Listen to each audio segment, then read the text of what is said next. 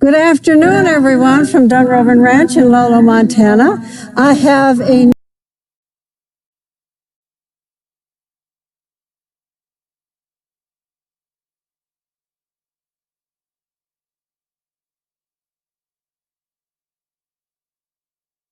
Good afternoon, everyone, from Dunrovin Ranch in Lolo, Montana.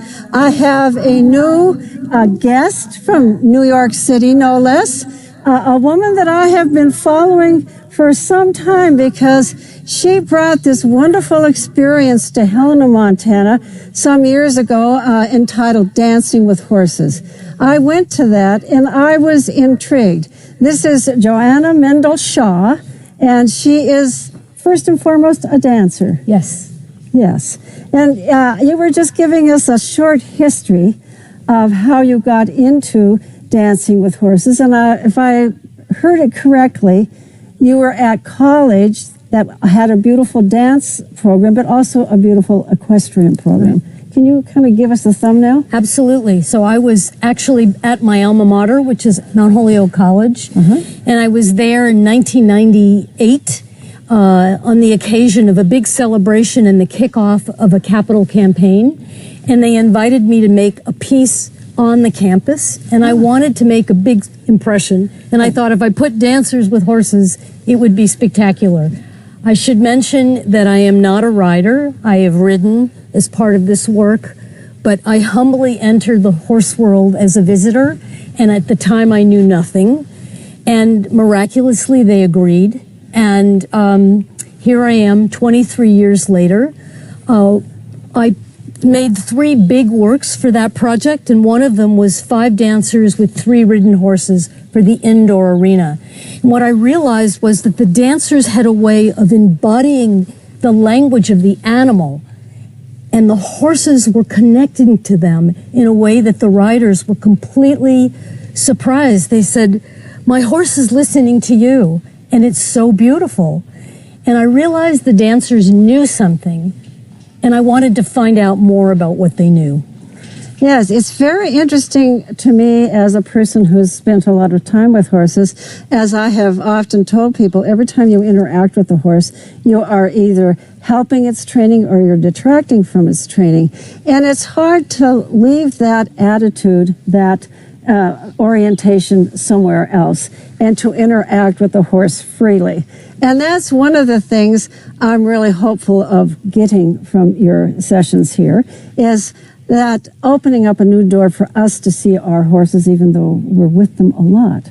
And Johanna has been working with a woman that is, I believe, an insert in your screen. Maybe Alyssa could just wave for a moment. Hey, Alyssa Mayer is with us, and she comes from Oregon. She is an equestrian who has focused a lot of her work on body movement, both for the horse and the rider. Is that not correct? Yes, correct. Okay. And you two ended up collaborating on a program that was called the Dancing with Horses Challenge. And because of COVID, it was primarily executed through a series of videos. Correct. And many of these people who are here today have gone through those videos. And so what we're doing here is a big experiment. Yes. It's an experiment about trying to bring the online more to on-site, and to deepen and enrich in that experience of watching videos, because we're here live, and you will be able to ask questions. Questions can be asked in 2 ways. Number one, Alyssa will be watching and commenting. So she's going to make sure she doesn't interrupt you, but she can comment on some of the things that she has learned from you, which will deepen everybody's appreciation of what is going on. And then periodically, Johanna will stop and say, do you have any questions? Or does Alyssa have a comment or a suggestion? And I'm going to be on the telephone. When you say that, I will be able to be reading the chat. Our chat is the equine chat, and it's either on the Celebrating Horses camera page or just on the ranch camera for those of you who are Days at Dunrovin members. So chat your questions there. I will see them. And when you stop for a question period, I will whisper them in your ear, kind of behind the scenes. And I will repeat them then. Yes, so that everybody understands the question that's being asked. Same thing with Alyssa. If she has a suggestion or something, you'll repeat her suggestion. Okay? So the voice communications are a little bit odd, and that's just because to do this with somebody from afar, Alyssa's in Oregon right now as we speak, and to also do things here on site, we have to use both cell phones and microphones, and so coordinating all of that is wonderfully done by our tech guru, James. All right? So, this is the first of 3 sessions this week, and we're off to a little bit of a late start. In fact, because that Joanna and I, didn't have enough time to coordinate everything and to kind of get everything set up. And so we're a little bit late in starting, but that doesn't mean we have to stop on time. I think everybody's go freely. And what is going to happen right at this moment then is Joanna's going to go and meet our students, and I will chat about the students and give you a little thumbnail sketch of each student so they know who it is. These are all people who have been affiliated with Dunrovin in one way or another.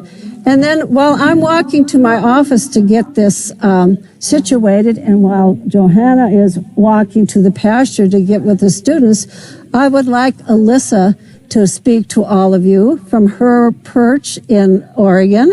And we're really delighted that she's able to join us. She's been facing some real difficult issues with the fires in Oregon, and I'm just delighted that she was able to make it to be with us today. So she's going to talk for a minute or two, and once you get seated in the north pasture, then just take off, all right? And do I wait for a cue from you to start? No, just give us about a minute and a half. Okay. Just start. Okay. Okay. All right. All right, this will be fun. Well, hi, everyone. My name is Alyssa Mayer. As Suzanne said, I am a horsemanship instructor, a trainer's trainer. So I teach people how to train horses. And I'm also a somatic educator for horses and for riders. We can talk more about what that means another time because today is really all about dancing with horses. And I'm really excited to be here and try out this technology and share this with you. So I've been working with Joanna for a couple of years now after I took a workshop with her when she was visiting and teaching at a... that we are going to go sit out in the pasture and let the horses out into the pasture? I guess. What I discovered in that workshop is that the way she was teaching dance is very much the way that you're going to put the horses in the pasture in a minute?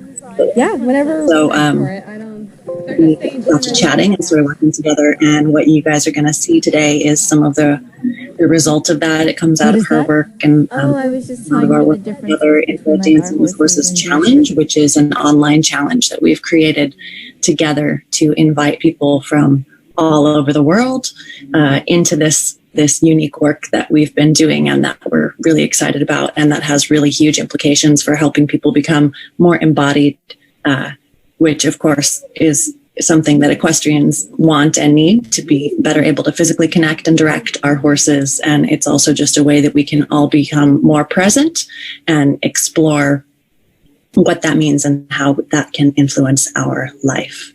So I'll be chiming in with some voicing over or some explanation. If you guys have a question for me, you can ask it, and we'll see how this works without me being able to directly communicate with Jo as we're kind of co-teaching or co-coaching. And I don't even know exactly what she's going to do. So I think this will be pretty fun.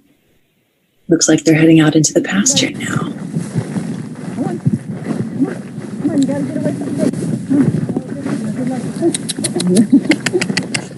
Go to your mama. Go to your mama. Go to mama. You're not going with us. Don't. Make sure no one's opening these gates. So we're going to sort of like just have us.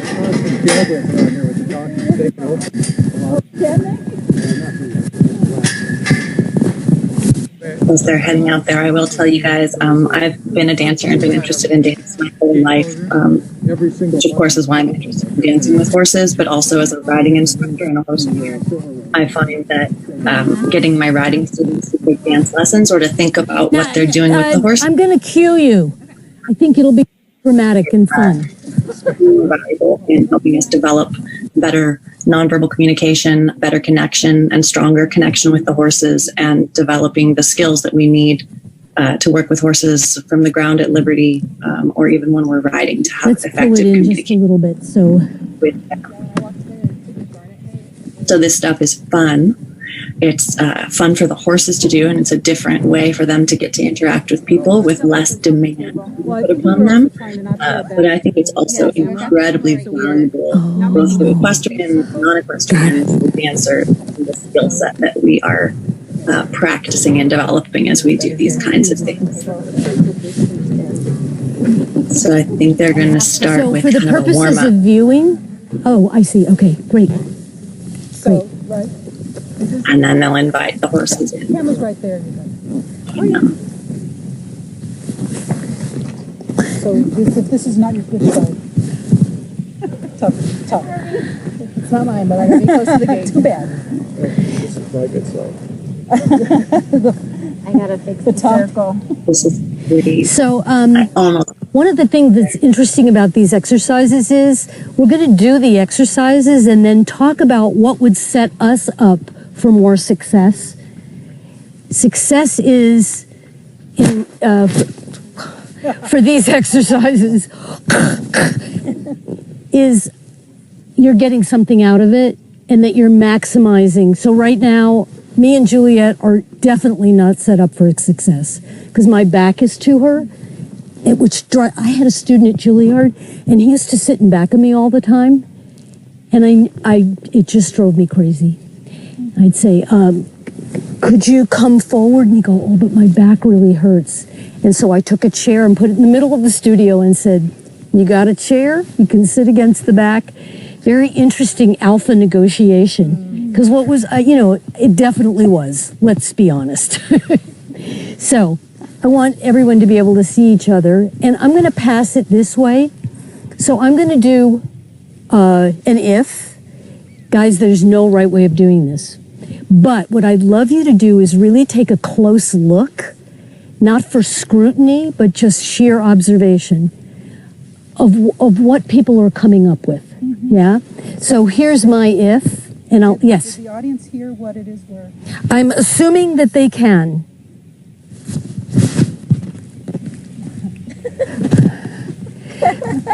I just mean like an introduction to what... Well, we just did an introduction. Oh, I will make an introduction for the purposes of the audience. Thank you so much.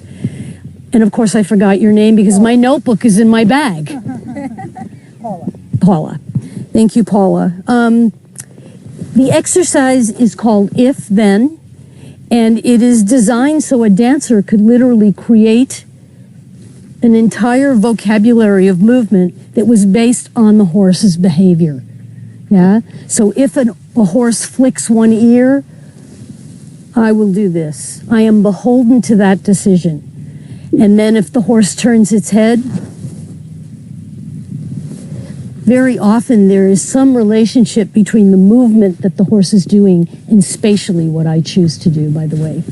So we do this if-then little exercise, and I'm going to give you this if. What would you do next? Anything. First thought, best thought. Perfect. That becomes your if. Paula. So that's my if. Yes. Perfect. That is your if.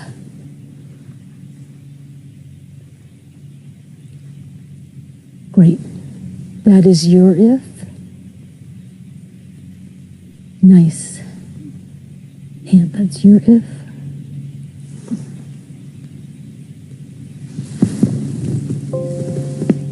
Awesome. Really beautiful. Let's do it again. I'd sort of like to, can you remember what you did? Yeah. Well, So that is one of the skills that we as dancers work on in the studio is what we call logging, which is I see it, I did it once, I memorized everything. How many repeats, how fast, because frankly, with horses, you really need to do that. What is the feeling of that movement? Because I need to reproduce it in the moment, yeah? So right now we're working with our hands, and the reason is because we have more nerve endings from our hands to our brain than any other place in our body. So we have more access to fine-tune details, and that's all. So I did this.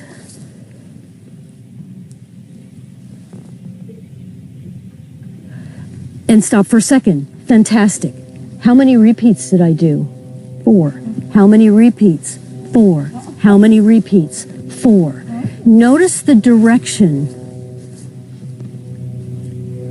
Mine was scattering in space. Hers was gathering. Notice this wonderful combination of both. Yeah, she's scattering and widening. Yeah? Now, I want to point out something. That's not actually the quality that you did the first time, because the response of this was in direct response to a kind of luxuriant energy. So I'm not criticizing you. Right. The first time it happened on its own, but the rest of the times I was just repeating it. Ah, interesting. As dancers, we have to get it when it happens at his own, first thought, best thought, and be able to repeat it exactly. I do believe it is a skill that's pretty useful if you want to dance with a horse. Hold on to the connection. Yes, you're not only holding on to the what, and this is where So You Think You Can Dance does a huge disservice to our field, because it's not about, it's not about physical feats. With horses, it's about the quality of the movement, it's about how far away from your center it's going, and hundreds of other things. I'm only mentioning it because the luxuriant quality of that beautiful movement was in relationship to that timing. So yours is... I can't do it. It's just, nobody's watching. Oh, like 1,000 people are watching. Okay, I'm going to try to do the movement. Can you do your movement?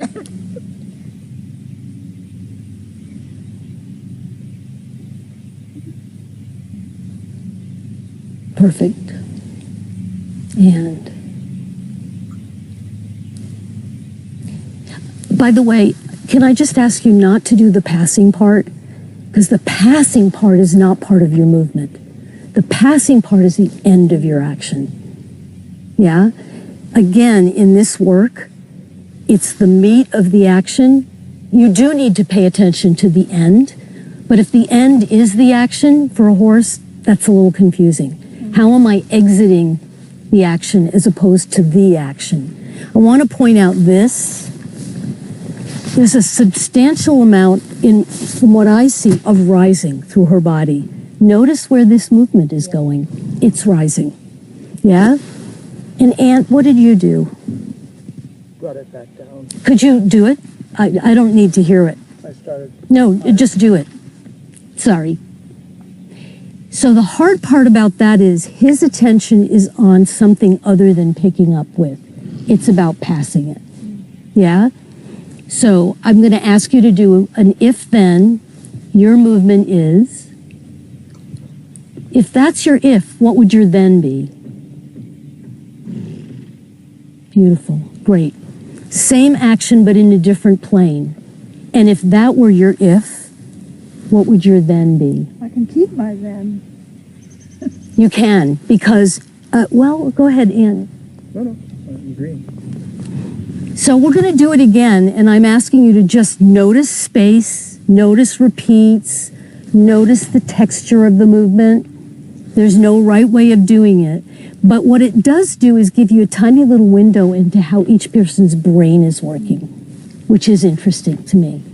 So, Now we're doing the new one. we're doing a new one. Very good.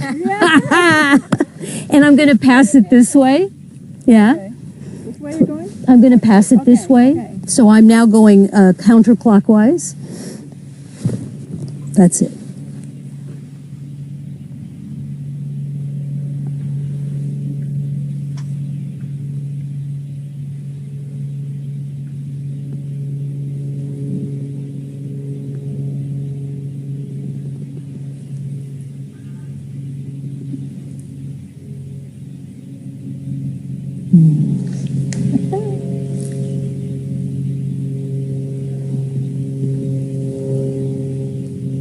Good, very good. Try not to pass it. You're still wanting to do this. Does that make sense? Some of you are still passing it. Don't pass it. You don't need to pass But I it. received it. That's I felt fine. like okay. Just do the then. No, not at all. I think there's a passing that. So the trouble is with the passing, I don't know what to pay attention to. So I need to identify, and some of these are compound phrases. So I don't know when it ends. it's up to you. You can pay attention to any part of it that interests you. But I mean, it connects them.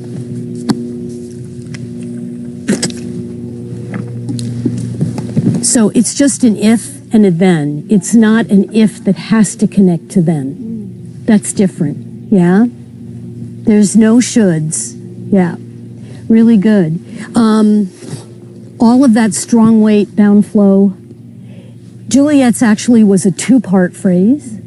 And what Aunt picked up on was the end of her phrase. There's nothing wrong with that. I'm going to ask you to do it one more time. You're going to start. It's going to pass this way. And if you could just do a single response rather than a multiple, does that make... New series? Pardon me? Now it's a new series? It's a new series. And I'm just going to ask you to do a single response rather than a compound. Is that clear what I'm asking? Mm-hmm. Yeah, I think it's useful to think about that for horses. As dancers, we really want to make stuff complicated. And you need to identify what it is you want them to watch. So when you make your statement, Paula, that's what the next person is going to look at. Okay? Would you start? We're going to pass it this way.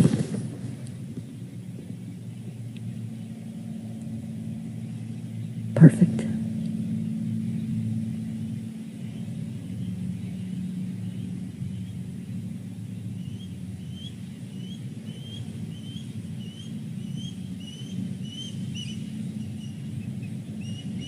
Beautiful.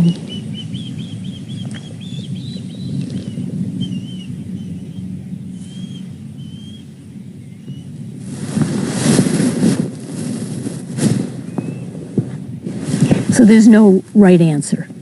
But it is interesting to notice what it is. Oh, I'm so sorry. Here it goes again. Release it back to this guy. Could you do it again? Yeah. Good. So what I'm partially getting at, and this is a new subject now, is full embodiment. Yeah? I think that with horses, the more that you're fully embodied, the better. Yeah? So if I'm doing this movement, I'm not fully embodied. Yeah? I'm very concerned about you getting it, but I'm not actually inside the movement, which means that your focus needs to be integrated. Yeah? That you're not looking at me to make sure that you're getting it right. Does that make sense? So, one more round. Aunt, can you start? And we'll pass it this way. Think about where your focus is. With horses, where we put our eyes is so important. It's really, really important. For me, I tend to use laser focus far too much, and the horses feel like I'm asking something of them. I need to work on softening it a whole lot. But for some people, the laser focus would be useful because it tends to go like that. And then the horse doesn't know what you want. So, Aunt, you'll start. No wrong answers. Yeah. And we're going to go this direction. So if that's 12 o'clock, it's clockwise.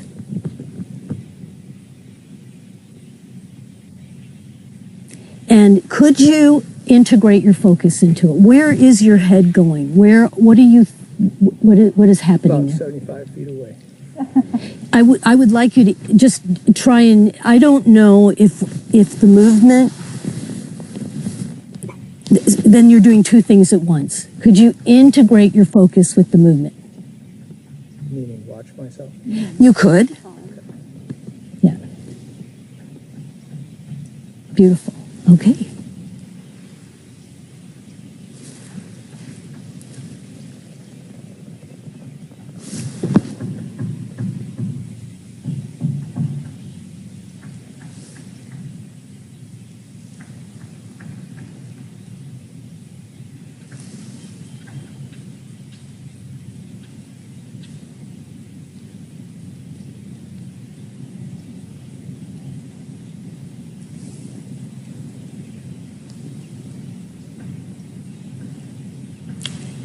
Great, beautiful. So at this juncture, I'm curious if you have any questions or ahas. My tendency is to go the opposite of what I see the person next to me do. And that's just for contrast. And then, but other people are more into continuing, like the phrase that started. That was interesting. Do you remember what you did? It's a big Most circle. recently? Yeah. Yes. Could you do it? Beautiful. What did you do? Do you remember? So, actually, you picked up on the end of what he did. I did. So that there is connection. I think we used to do an exercise in the studio where I would say to the dancer, do something completely opposite. Do a sequence of movement where nothing is connected to nothing. That is very difficult because the only way our brains can organize is by connecting. Yeah? Does that make sense? Cool. Would I Great. be wrong in thinking that if we're dancing with horses, that's to our advantage? Yeah. Yeah. But freeing up how you're associating, you know what I'm saying? And having at your fingertips 5 different possibilities. So if this doesn't work. If we're doing it while we're with a horse and starting with like the ear flick, instead of either carrying that forward with a similar motion, maybe be the fly that he was flicking. That is totally up to you.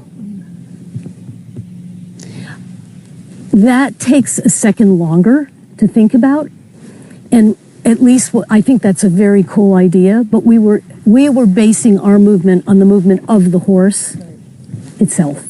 Right. But you could You got it. definitely do that. Well, it went like that. Yeah. Cool. Very good. Could you let the horses in? You want some help? No. Please? So, does anyone else have any observations or questions? I find it hard to do in the chair. Yeah. I feel confined. That's great. Most people, I tend to do this sitting in chairs because a lot of people feel very vulnerable when they're standing up, and I didn't want you to feel vulnerable.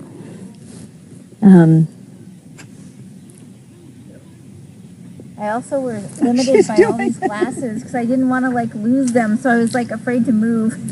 You know, I had a dancer at Juilliard who wore glasses, and he was an amazing mover, but he never moved his head. And I said, I think it's because you don't want your glasses to fall off.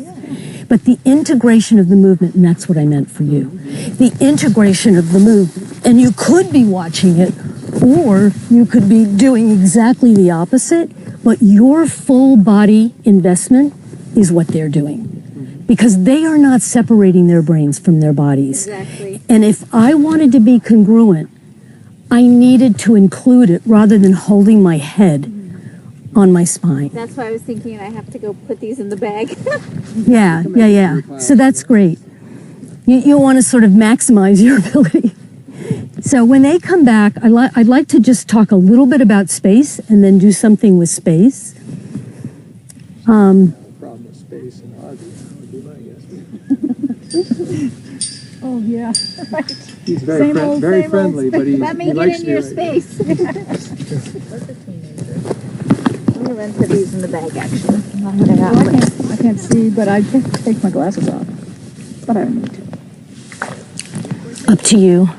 I'm so used to wearing my I used to wear glasses only when I would drive or something. Yeah. And then I realized I was squinting all the time. And I know some people who put them on and they take them off and put it on. I just go, the hell with it. Yeah.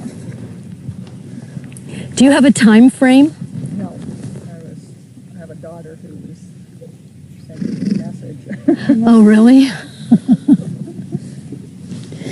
So, wow. These horses are so beautiful. So, a lot of what I think about is how we're integrating our bodies. And I just want to do a short stint of brain gym. Have any of you done brain gym? I don't know. So brain gym is just to get you to move contralaterally. So you're going to take your right hand and you're going to touch your left ear. And then you're going to change and change and change and change, change, change, change. Touch your shoulder, shoulder, shoulder, shoulder, shoulder. See if you can stand up. Shoulder, shoulder, shoulder. Touch your waist, waist, waist, waist. Touch, touch, touch, touch, touch your knee, knee, knee, ankle, and ankle, ankle, ankle, knee, knee, knee, knee, knee, shoulder, shoulder, shoulder, shoulder, shoulder, and ear, ear, ear, ear. So with horses, you want them to be cross-laterally integrating their bodies, for sure. I see a lot of riders who tend to not do that, so that you have a sense that your body is moving in this one big block, as opposed to contralateral body organization. Yeah, allowing your body to move in multiple dimensions at the same time. So for me, horses are in the horizontal. So if you could just do this with me. This is the horizontal plane. It's a tabletop. And if you could leave your hands extended the whole time, what's interesting about pulling them back here is when you think about your backspace, we tend to drop out. But I know if I send a horse around me and I drop out in my backspace, they're just going to turn around and put their nose on my back. I don't understand. Because you are drawing back. I know, but I would like you to think about this being your backspace and that the whole thing is activated. That's all. Yeah. Not a correction. I don't get it. It's Qigong. This is the snake. So, what part of it don't you get? What part don't you get? Well, keeping my arms extended. No. I wanna move You can do that too. Absolutely. That's just more complicated than what I did. That's perfect. There's no right way of doing this. All I want you to acknowledge is that the horses are in the horizontal plane. And so when I connect to this animal, I often think about my shoulders being their shoulders, but my pelvis is their haunches. So I'm working with them this way as opposed to this way. For a dancer to really integrate with a horse, they need to be in contralateral body organization, but a lot of dancers tend to move all in one block, yeah? But I'd like you to also think about the horizontal plane. And now we're just going to take an imaginary something on the palm of your hand, of your right hand, and you're just going to take it over your head. Try not to drop it. And you're going to bring it around and underneath your armpit and forward. So I'm going to put my leaf here and see if you cannot drop the leaf. You can't grab it. It's flying away. You can do that with your fingers. That's fine. It's flying away. That's perfect. So what I'm trying to get you to feel is that the whole body is involved with this horizontal plane. Beautiful, guys. And with the other arm, the whole body is involved, and I'm in the horizontal plane. If you start the movement this way, which is moving away from your center, you are moving, scattering first. Very interesting to think about scattering with horses. These guys are grazing, so they could care less. But scattering as opposed to gathering. Yeah? So start it with your right hand and think of moving away from your center. Bring it over your head and underneath your arm, other side. Away from your center.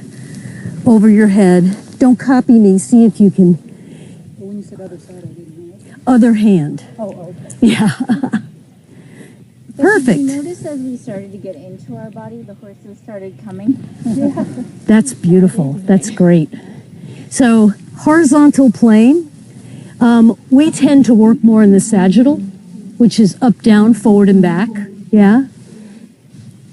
Up, down, forward, and back. If you just do this with your hands, you can do it with your pelvis.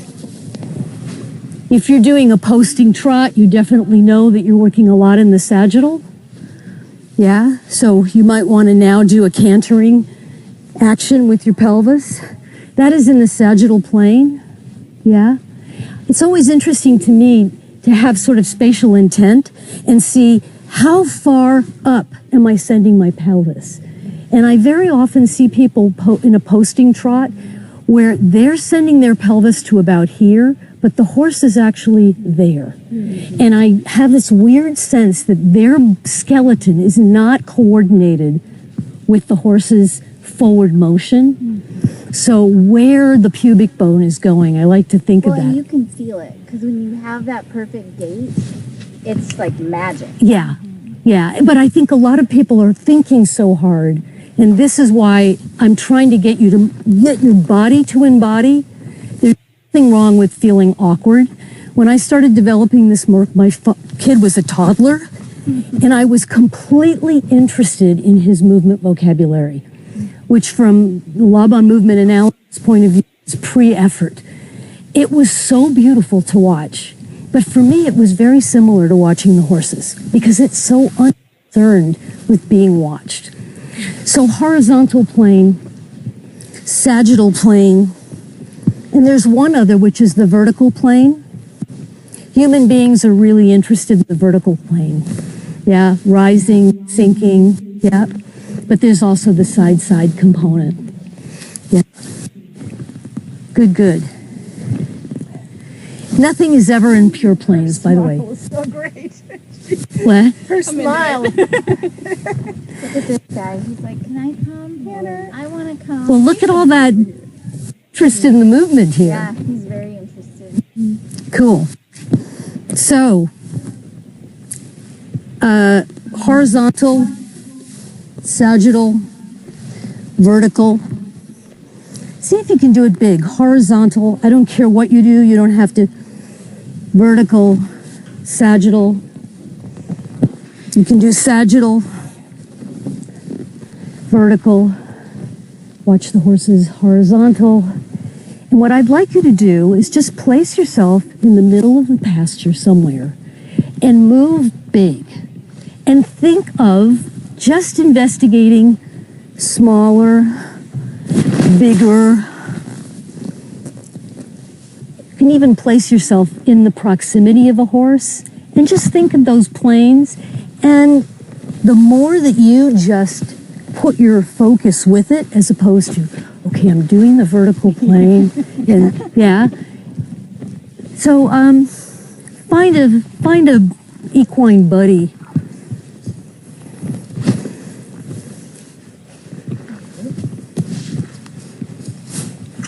You're not trying to tell them anything.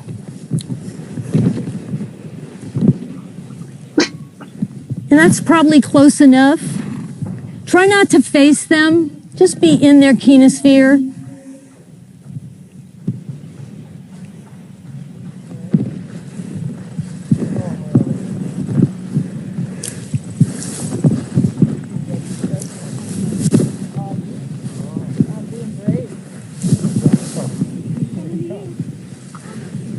See if you can get your focus to integrate with it so that you're not worried about them seeing it.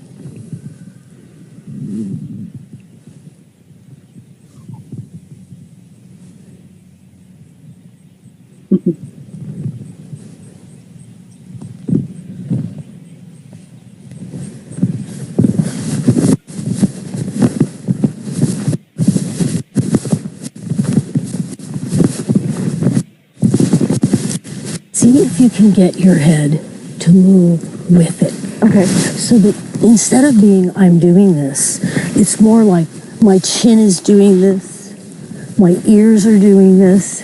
Okay.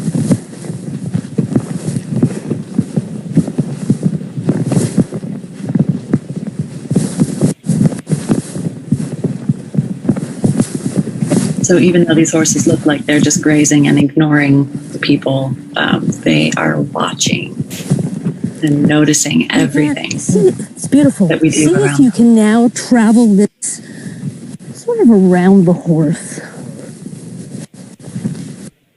I may just follow. Keep your eyes soft. See if you can travel around the horse.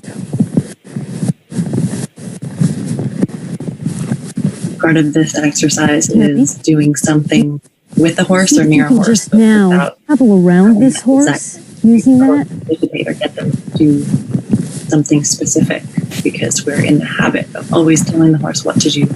We're always expecting the horse to do something.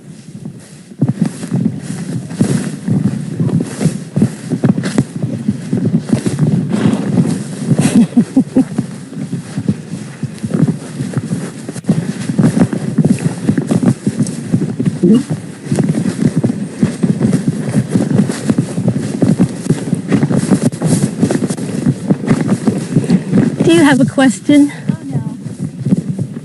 Taking a break. As I started just doing my own thing, he turned and like got curious again. Oh, nice. We so badly want this to influence them, but I'm trying to stay away from the asking. Oh, I wasn't asking. No, I'm not saying you're asking. Yeah, I moved away and turned my back on him, and then he was like, I'm coming.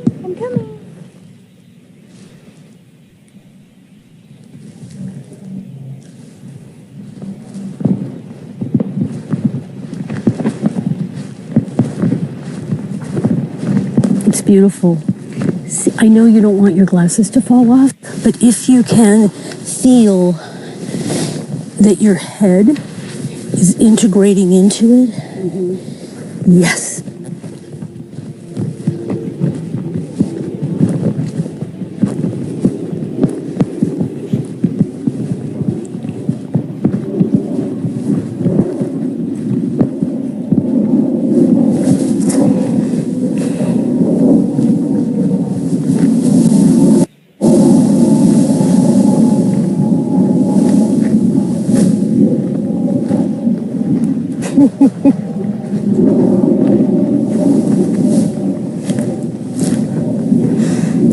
So, Juliet, If I were out there now, can you come with me? I'd be wanting I'm just going to create a some herd. idea of instruction, what to do. I can't remember her name. Carolyn. Okay. And Joanna heard my vibe, and now she's going to take us into a new movement. So, perfect. Oh, that's so sweet. Carolyn, that's so beautiful. Horses, ears forward, looking right at you. We're going to collect you. Can you come with us? Collect me. Yeah, we're going to do a little herd.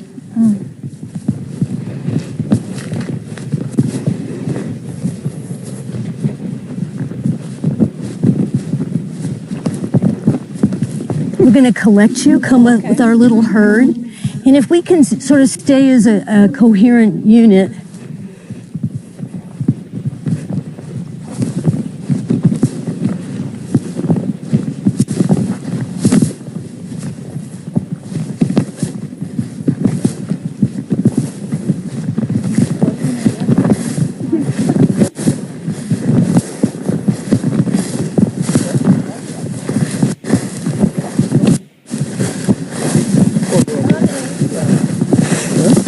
And we're just going to pick you up, Aunt. Just come with us. We're going to come with us.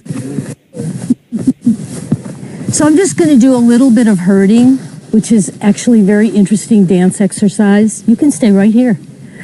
And why don't you come in here, Caroline and Aunt, back there. So if we're moving this direction, I'm the leader. But if I turn this way, you're probably the leader. And if you turn a tiny bit this way, and we're just going to stay sort of in this formation and just move in the horizontal between the open spaces of the horses, trying really hard not to cause them to move, but just sort of noticing. Is that okay? Let's just do 4 leaders, okay? So would you be leader 1, you're leader 2, you're leader 3, you're leader 4, and the rest of us are the inside of this diamond, and we just do whatever they do. And it's just a walking score. Is that okay? Here we go. Just walking, just. You can travel. This is really about sauntering. Walk a little more spaciously, bigger. And at any point you can turn and hand over your leadership. Okay, new leader. You set that up again.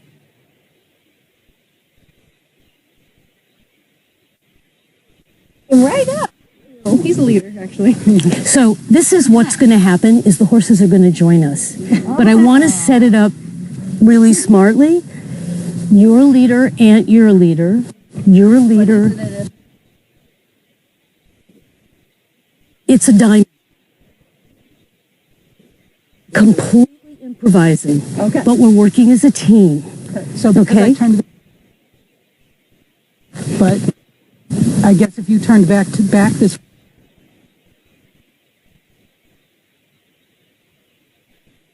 The audio is going in and out for You to think is for about you guys. about this tempo. Yeah, so don't be surprised. The shape changes.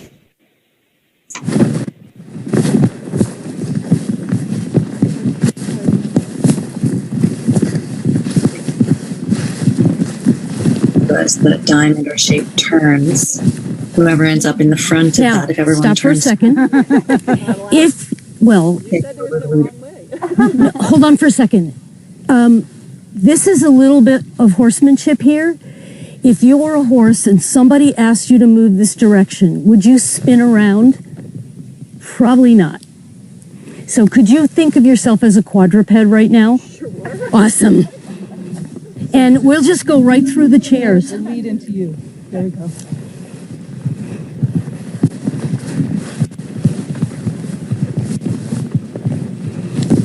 Be clear when you're giving the leadership over, you need to be out here because you're a leader. Yep.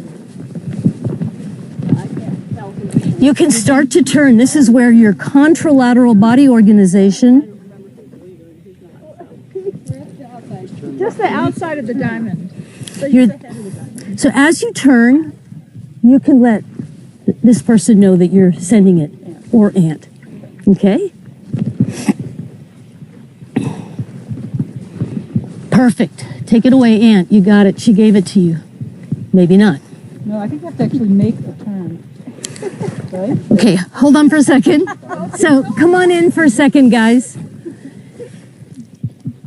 This is a really hard exercise. So I'm going to put you in trios so everyone gets to lead. This is how horses work with each other. They are using peripheral focus, and when they turn, they're saying, I'm giving you the leadership. So here's a trio. If you're at the apex, there you go. You want to know that your 2 horses are not right in back of you because that will drive you crazy.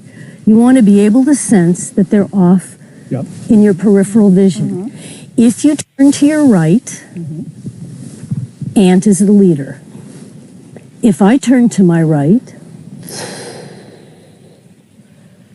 Carol is the leader. Okay? So you want to put yourself in a position you can give and take leadership fluidly. Okay. Is that clear? It's just a walking score.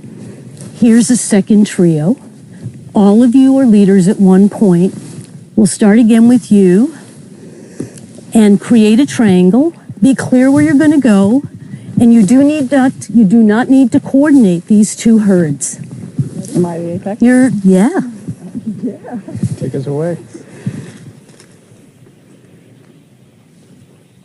Perfect. Take it away. Yes.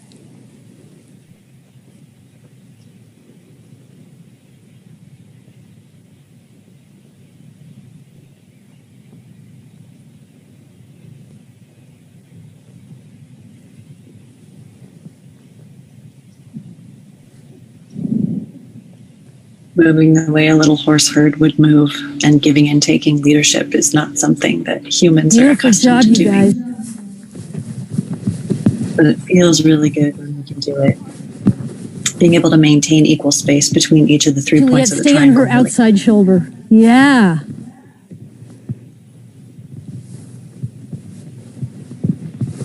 Take it away, Juliet. She gave it to you. Fabulous job. Yes.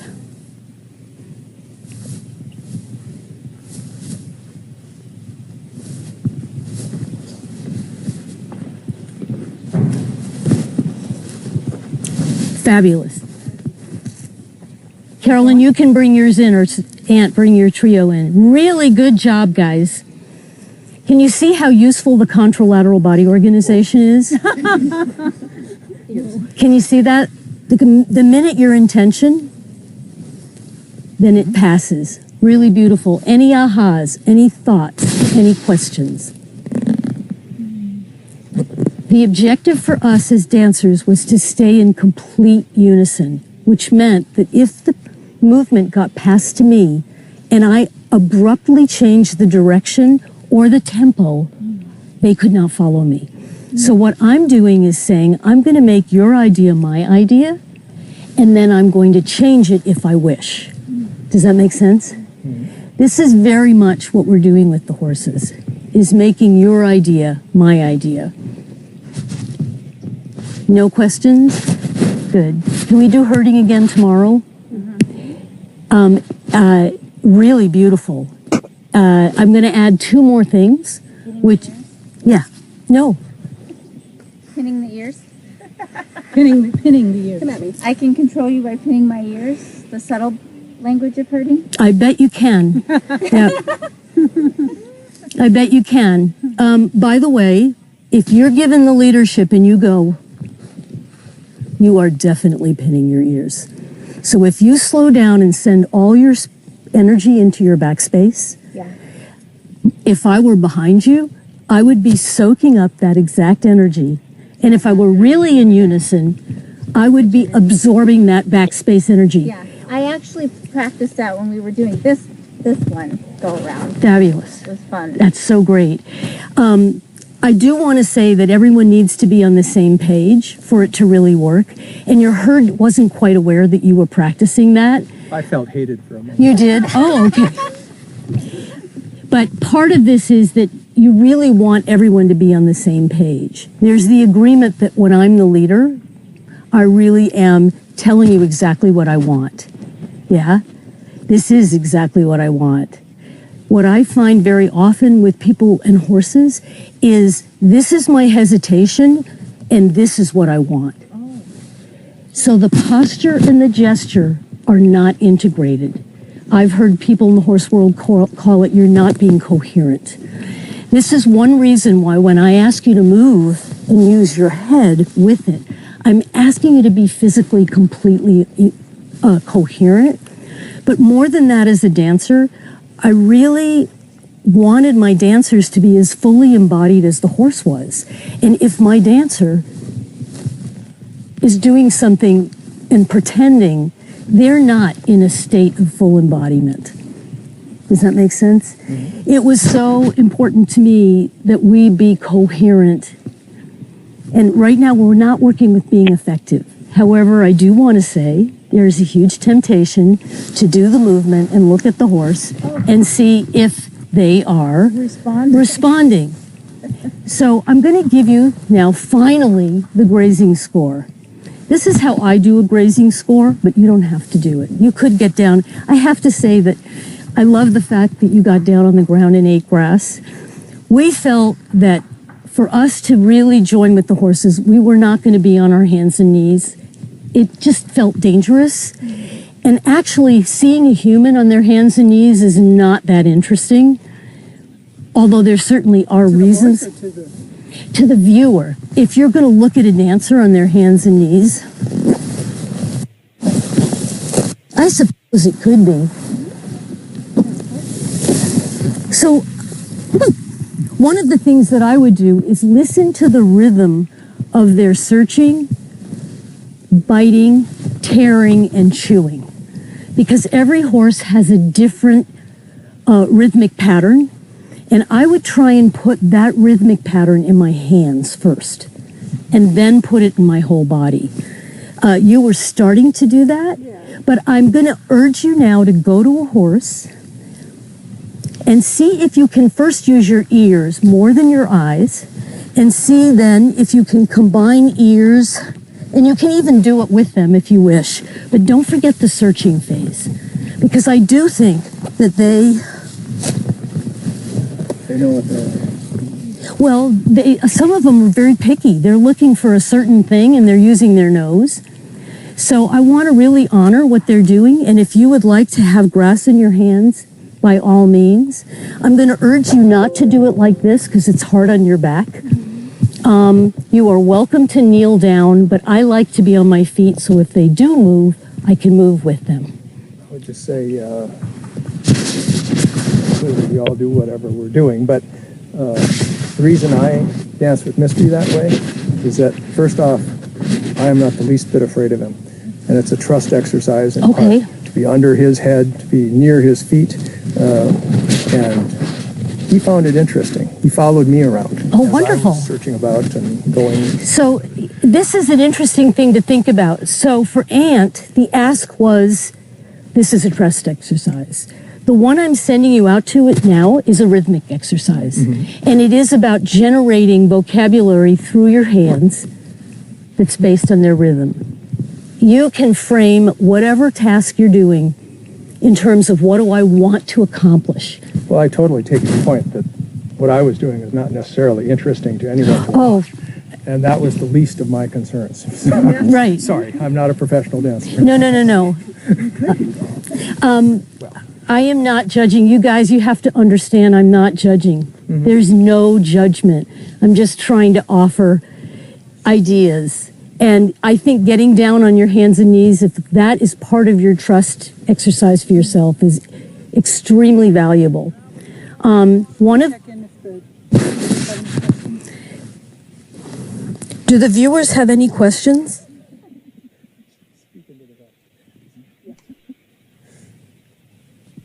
I can't hear anything. Is it because you can't hear, or do you think? No, it's because there's nothing. Okay. Well, I hate to have to bug out you guys, but my time is up right now. It sounds like they're going to keep going with this score, so I hope you guys enjoy it. And if you think of any questions, we'll be able to answer them tomorrow or later. And I will hopefully, if power stays stable, be back on a little later this afternoon for our next horsemanship session. So thanks for having me, and I'll see you later. It's okay to give it a try and do the grazing score. And I'd love you to think about maybe alternating between I'm working for rhythm and now I'm working on trust. Okay. So that you're just delineating the difference. Because I think with horses, you can change the agenda, but sometimes, dancers can make anything mean something. And they just spludge everything together, which is a real disadvantage with horses. They want to actually know what is my intention. So if you just make sure you're really clear what you're doing when, I love the idea of it being a trust exercise. I think that's fabulous. I would suggest pushing it further and seeing if you can lie down. So would you spend a little time figuring out what horse you want to be with, and then you're just working on figuring out what the rhythm and the quality of that grazing is. Quality by, I mean the texture of it. Seeing for a moment if you can get it in your hands. For those of you who wish, can you get it to go into your whole body? And then if you'd like to just recuperate and lie down, I'd highly encourage you to do that. Would be really beautiful to see the alternation between those two. I recommend that you not pick any horses out in the herd latrine area out here. That's why they're not grazing in the middle. Is this okay with everybody to give this a try? Thank you so much. Great.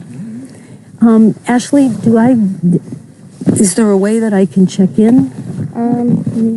Pull up the chat. Thank you. You gonna take Ronnie? Yes. It's okay. We can share.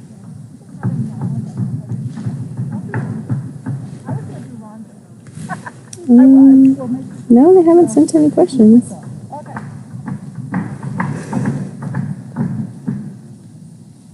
Is that your cat? No, that's one of theirs. They sent a picture of it. This equine chat. Can you listen for a second? I just am hearing ringing.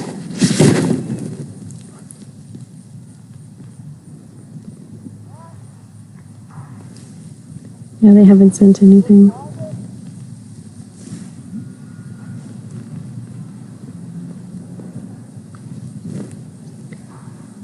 I guess not.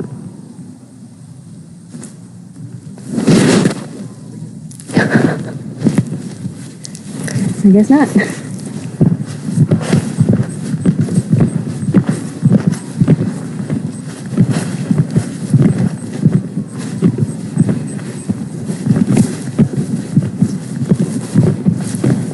That is beautiful.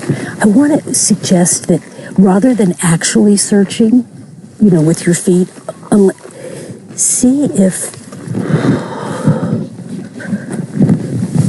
not the concept of searching, but the horse is sort of skimming the ground and spending quite a bit of time doing that. Yeah, but that is just beautiful.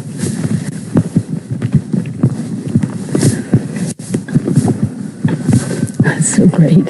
I would love to suggest, just for you as a dancer, as I'm watching you, can you stand back for a second and watch me from over here?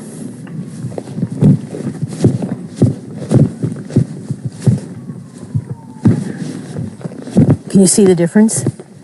I'm taking my focus into the sound rather than taking my focus onto the horse. Oh, okay. Okay, that's a huge difference in what it looks like. Yeah, okay. Does that make sense? Yeah, sure. Yeah, fabulous.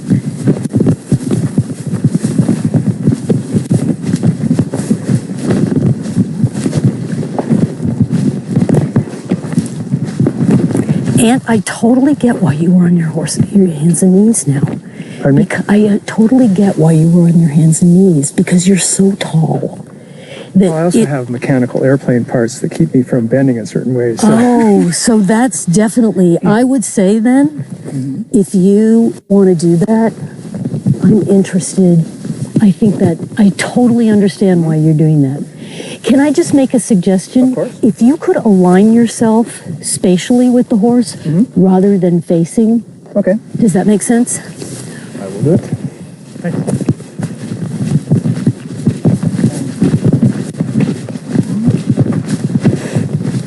Terry, that's great. So here is the dilemma I always face. Watch me do this. You're just beautiful. It's great. Can you see my focus? I'm looking at him. What I want to be able to do is just trust. Okay. So that I'm aligned and I actually try and really align my body so that it's more contralateral rather than just. Okay. Does that make sense? Yeah. Yep. I totally understand why Ant was on his knees. Because he can't bend over that much. He doesn't have the hip joints. And he's, so then you're looking at a human being being uncomfortable. Yes. He's very, He's amazing. he is amazing. Yeah.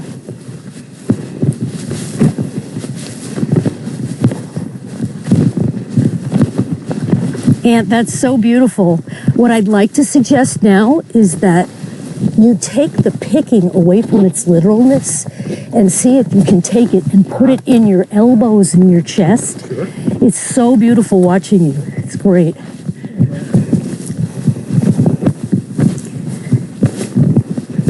Julia, can you align yourself exactly with the horse? So spatially, in this horse is like this right now. Yeah.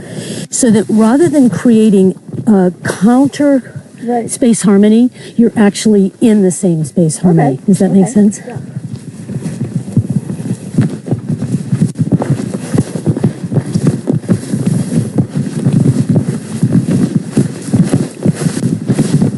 All right, that is commitment.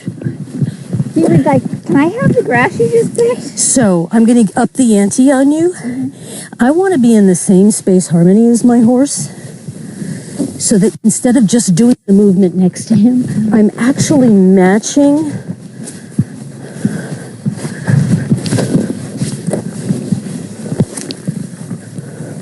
so that I'm really trying to match him at the same time. Does that make sense?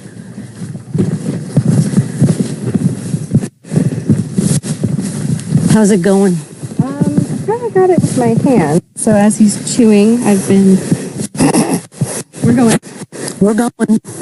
So this would be your B phrase, Ashley.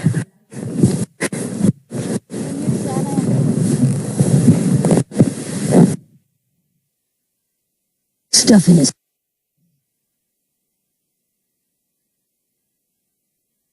Now, instead of leaving it with your hands, can you take it into your chest?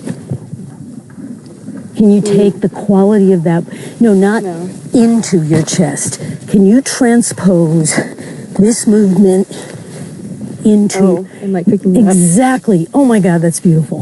Yeah. Oh my God, this guy is so funny. But he just doesn't.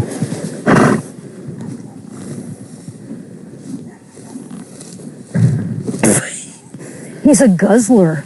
I know, but he wants my grass. So here's your B phrase.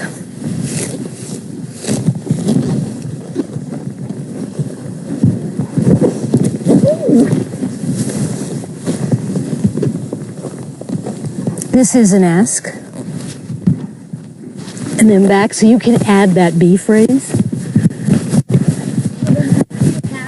You're not really asking though.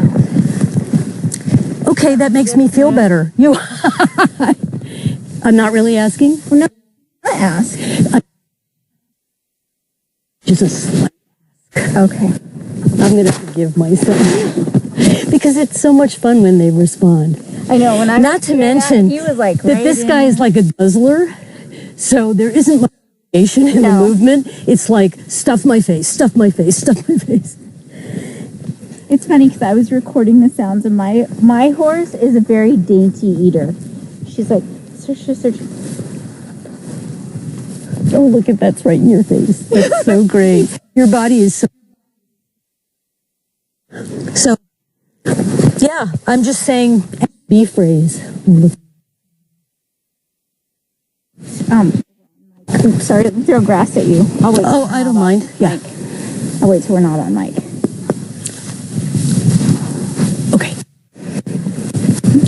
So I'm going to suggest that you add a B phrase, and your B phrase.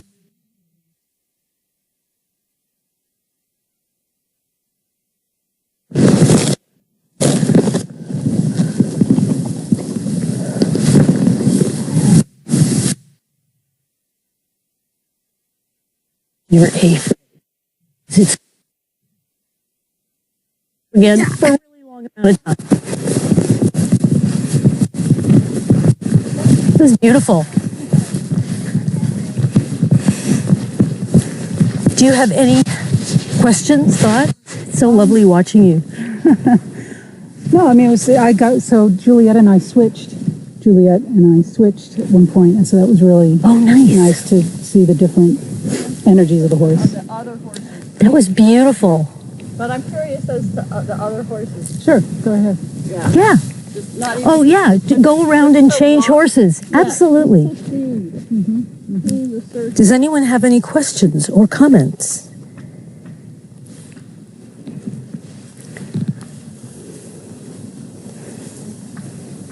So you know how you were saying about like your intention? So for the longest time I would ride and we'd get to the horse jump and my horse would stop. I'm like, why? Because I wasn't convinced I wanted to go over, right? So she'd like trot the most beautiful trot and then we'd get to the jump and it'd be like... And so the horse was picking up on your and hesitation. the second I decided I want to go over this jump, she was like... I would suspect you have to make that decision in with enough room Oh, you do. for the preparation. Yeah. Setting the horse up for success. So if we just watch this for a moment, what's so beautiful about that is you're seeing all the contralateral integration of her body, which to me visually matches the horse, as opposed to I'm a human being. Somebody told me. Well, because they often, like they're planted and then they move out of that plane. Right. Now, just FYI, you can separate your upper and lower, or you can integrate your upper and lower. Can you see the difference? Yeah, and they integrate. Of course they do, or they'd fall over. That was great, you guys. Really beautiful. Over there. Huh? So come on in for a second. Some really interesting stuff is coming up. The idea of contralaterally organizing your body the same as the horse. And we were talking about the fact that you can do that and separate your upper and lower body, or you can integrate your upper and lower body. Can you see the difference? Obviously, for us as dancers, if we want to look coherent out there, unless we're purposely trying to do human behavior that's in contrast to this gorgeous nature creature. Things that came up for you. The fact that the horse was totally didn't care if I was there. Both of them. We switched. Great. I think that's an accomplishment. Other things. Usually they don't mind you being there. We'll just keep doing their thing and maybe look over and say, hey, and go back to what they're doing. They So- acknowledge your presence. This came up for the two of us in that you need to rest. And it's not because this is exhausting. And you stay in one sustained activity. I think about that a lot when I watch people train horses. Are we giving their brains a rest? It's not their bodies because they're very strong, but I do wonder sometimes, and having been a dancer with a choreographer, with no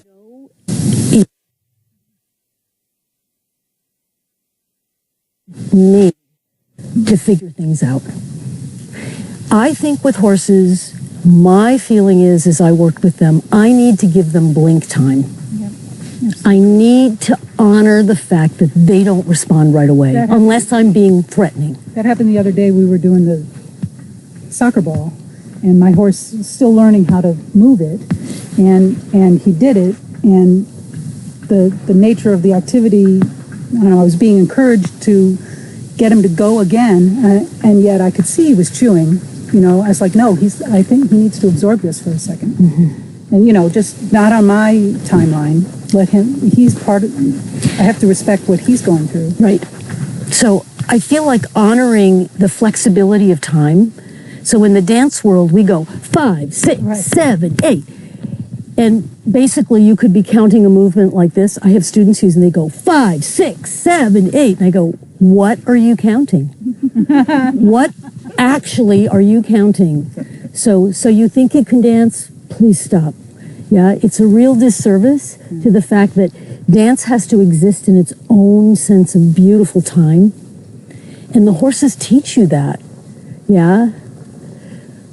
So we talked about recuperation inside this score. Okay, I'm going to do this for a while, and then I'm just going to pat the horse and just rest my forehead. So you have 2 scores. We actually had 2 scores. One was a little bit of an ask, because this guy's a guzzler, and then you offer the grass, see if he'll take it, drop the grass, and then go back. So this would be a great example of how we as dancers were really trying to live in their world rather than getting concerned with what they were giving us. And my guzzler started with, I was doing the pick, and then he was like, "Ooh, she's got a handful." And then he'd be like, "Can I have that?" So cool. Other things. Once I'd had enough grass, I kind of incorporated some of the tracking exercise, but I did it. I thought this would be interesting. It proved to be very tiring. Is that I did it in a 4-footed motion. So I treated my hands as his front feet and my feet as his back feet, and attempted to mimic what he was doing. And it's a contrapuntal puzzle, I'd say. Your brain is just all like, no, we don't do this as people. Right. We only have. Although these days, dancers are spending a lot of time on the floor. There's a lot of called floor dancing. And it's fabulous because ballet dancers that never use their upper bodies are starting to strengthen their upper bodies in ways that they never have before. Beautiful. Anyway, the net effect that was taking, you know, a horizontal quadruped and trying to interpret that as a vertical, you know, biped, and that was a... So what if you were to think about tracking, I'm so glad you mentioned that, as happening in the horizontal? Yeah? So if Juliet and I'm going to track on Juliet. You just walk, don't add anything else. I am tracking on her pelvis. If she turns, I'm going to stay tracking on her.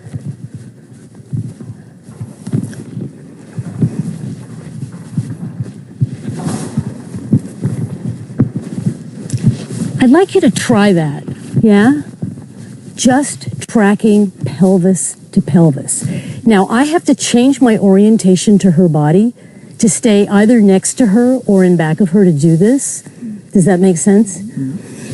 So I'm wondering if you would be willing to try that for a few seconds, just tracking. And then I'm just going to say change leader and have the other person lead. You don't need to design anything else. This is a walking score. Yeah? Is that okay? So 1, 2, 1, 2, 1, 2. And here, guys, I am using my eyes like nobody's business. I am looking right at my partner's pelvis. I'm not facing them. I'm next to them or behind them. Okay.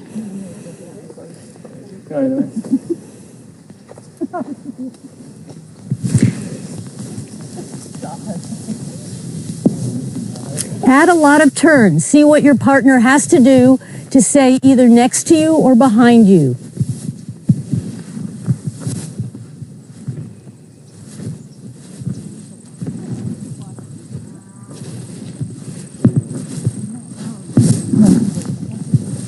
You can be next to her as well, Juliet.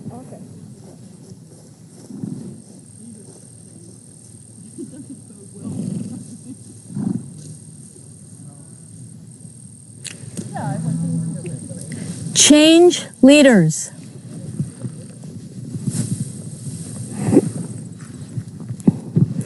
Be next to him. Try being next to him. It's harder, but it's...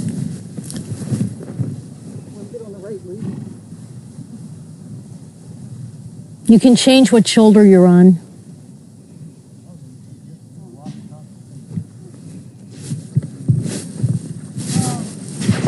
Are there any questions?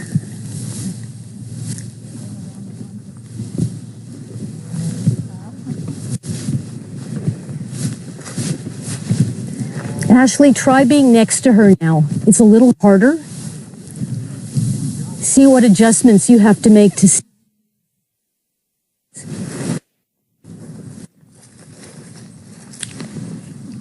You can walk it right in the air at the same time. One of us can.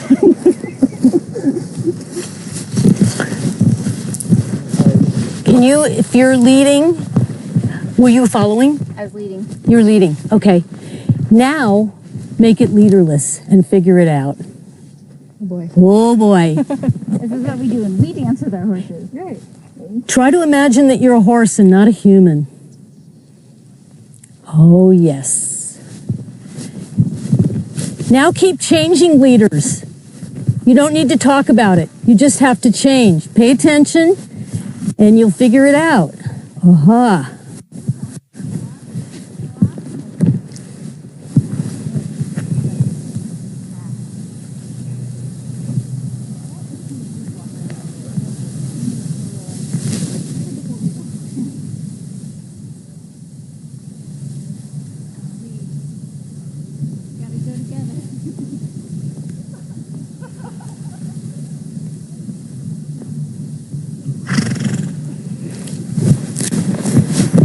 See if you can stay next to your partner at all costs. You can change what shoulder you're on. Aha. And you're constantly changing leadership now. See if you can do it more fluidly. All right, I'll still leave for a second. Wait, I have a question. You can, yeah. So what we decided, or what we were kind of figuring out, is there's a natural lead and follow. Like one kind of makes the movement, the other follows, and then one changes, and then the other follows. It kind of goes back. It has to go back and forth. It can. It can. So what I love to work on here is negotiation. And there are a lot of ways that you can give up leadership or grab it. Yeah, Oh, we great. I'm noticed here that. with a professional negotiator. Great for me. I am trained to have no opinion in a mediation session. So, good guys. I love the idea of working side by side because it's making me practice my peripheral vision, which I need with horses. If I just do this exercise this way, I'm using direct focus and I like the indirect, but if I'm following this way, I try and literally sponge off of them, which is a little bit of what you were doing with the grazing. It's not what they're doing. And when it worked for you guys, you'd literally be seeing both people in exact unison because they're sponging. So the last thing I want to do is negotiation. I'm going to do this with Ant, and I'm going to say he's going to start by leading just so we have a starting point. Okay. Okay. Just wandering. You can just do whatever.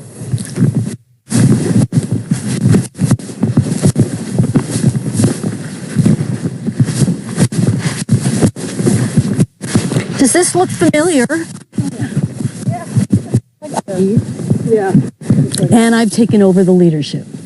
So you can spatially crowd. I was also accelerating, but the way you can lead, take over. You're a good sport. You can go ahead and lead. I'm a secure male. Okay, good.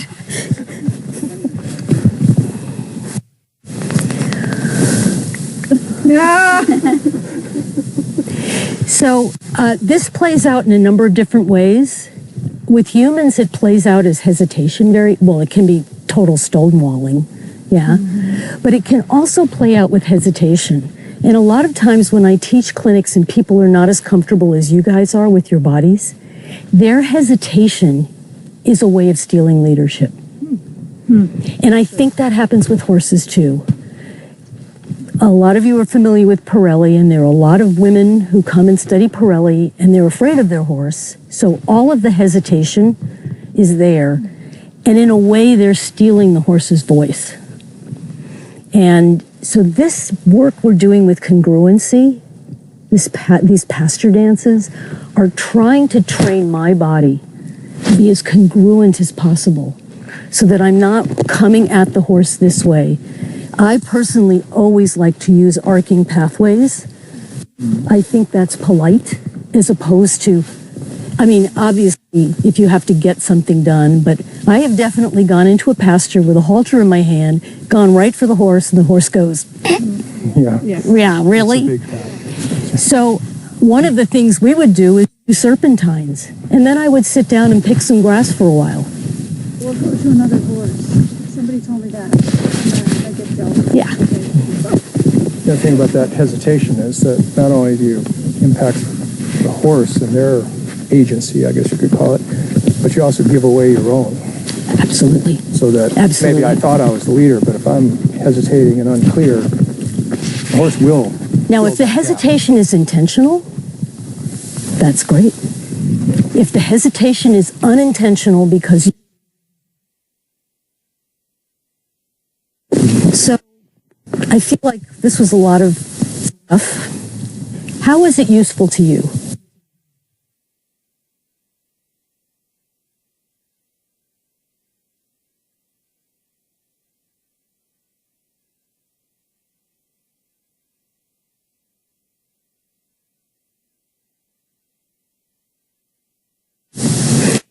I think one of the things into my own body, I give myself a different, the assignment that I give myself is something I do a mountain reading. I'm just moving my body and tracking on the topography. I don't have to stand there and go, what am I going to do next? Or you could do texture reading on the ground. But take the focus off of, even if you're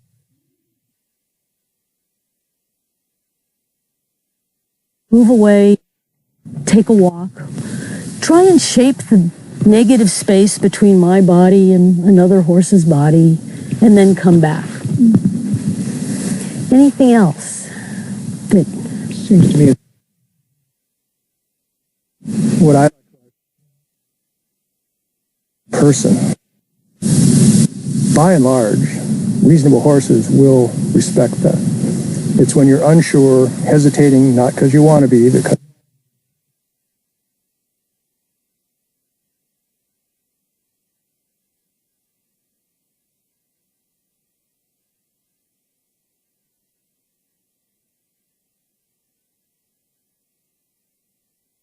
clear who you are.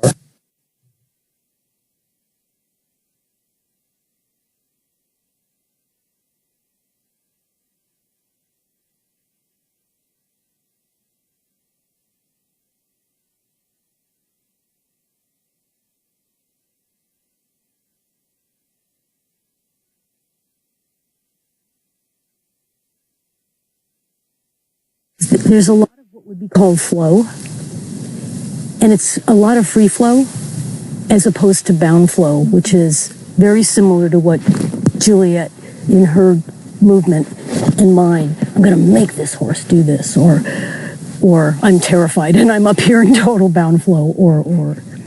So our flow phrasing is really important, and I'm sure you notice that a lot in the clients that you work with these girls, that it's almost as if you're holding your breath. The flow phrasing is really blocked. If you can get... and you can see it. Yeah. And the horses mimic it, actually. Yeah. They get really blocked when they're around them, energetically. Seems like half our job is just get out of the way. Yeah. Get out of our own way first, maybe. So I thought that was interesting to say to Aunt, this hands and knees thing, no. And then to watch.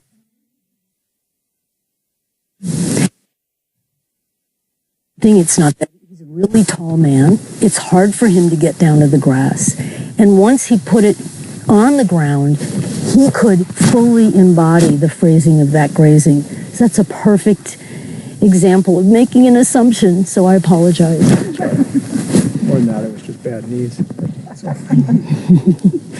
Well, but I think I'm trying to say something more. And I think as a teacher, I'm really just trying to have a dialogue.